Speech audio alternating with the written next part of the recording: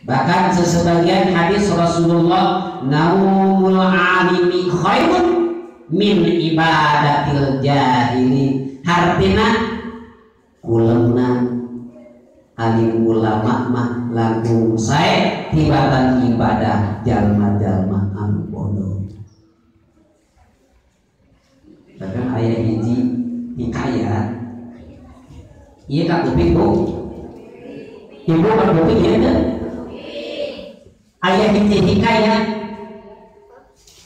aya iblis nangtung di panyeuneung nyaeta panto masjid rek ngagoda ka anu keur ngajalankeun salat.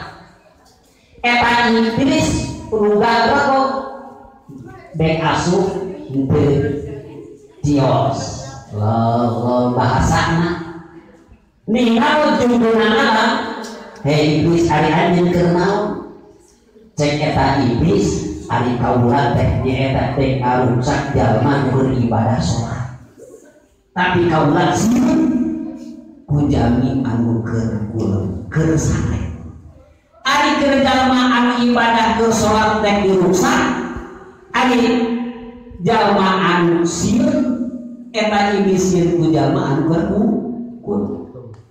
cek junjunan Kangjeng Nabi nyarios ka iblis iblis ari salat teh eta keur ibadah mudajat ka Gusti Allah.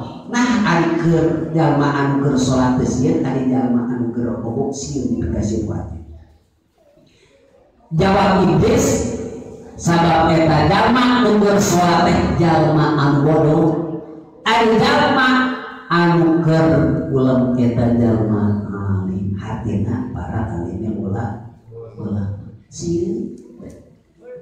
Kumargi sakitu berarti penting pisan urang nyaeta gaduh ilmu. Paingan cek katarangan nyaeta lamun urang hayang beres alam dunya ma'al ilmi sarta urang hayang beres dunya jeung akhirat sarta make ilmu. Tah mana atuh urang teh anu kudu dituturkeun ulama.